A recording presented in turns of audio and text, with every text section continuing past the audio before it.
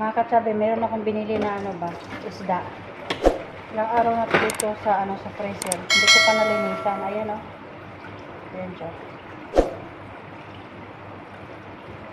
Ayan. Ang reflect sa hayag ba?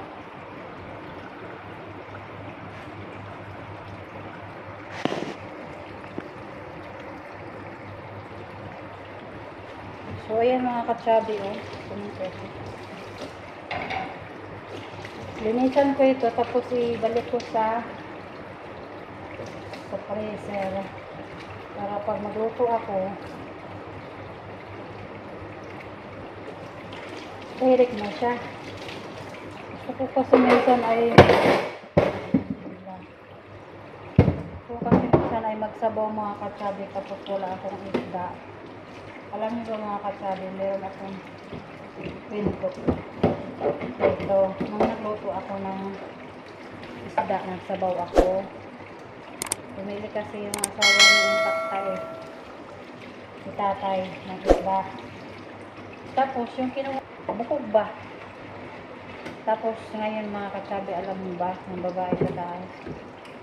Ilang beses ako tiningnan niya. Sabi niya, kang lula ba daw yung ginawa ko o niluto ko. Sabi ko, hindi, sa akin. Gusto ko humigit ng sabaw. Sabi ko gano'n. Mislas ito mga katsabi para marami. Kunti lang kasi ito eh. Ilang piraso lang. Isa, dalawa, apat. 5 pieces lang pala ito mga katsabi. Mislas ko para mas marami. Para magsabaw ba ako mga katsabi. Magtula. Ayun nga mga katsabi, tuloy ko yung pinto. Diba nag-ano ako, nagsabaw ako, ganon. Ang babae sa taas, tingin ng tingin. Sabi niya, nalula ba daw yun? Sabi niya, sige, bigyan mo si Lola. Sabi ko, paano kahit si Lola? Sobrang buko. Maglabi, bukog ba? Kasi yung binili nila dito ay yung malalaking isda. Tapos yung niluto ko, yung mga bukog. Bukog ba, bukog?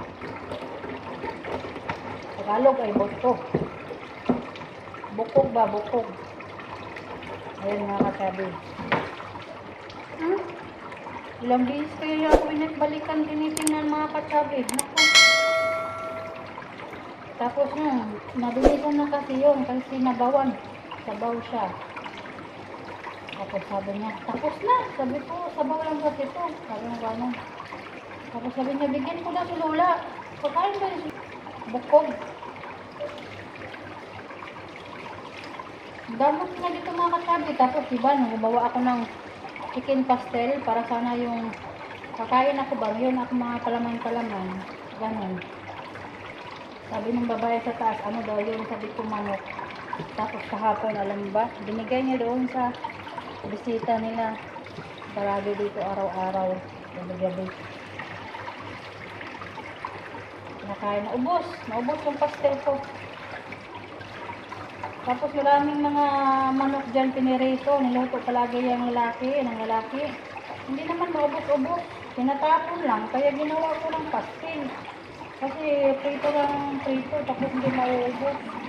Kaya yun niluto ko. Tapos na yun. Ubos nila. Gusto pala nila yun. Kaya balik ko sa plastic mga kasabo.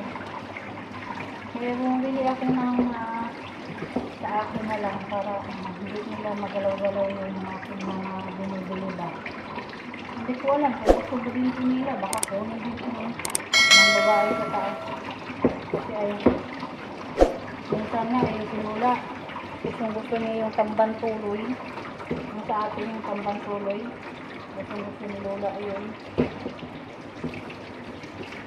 Kaya mga kasabi yun lang. Bye-bye. Ilagay ko na ito sa rep.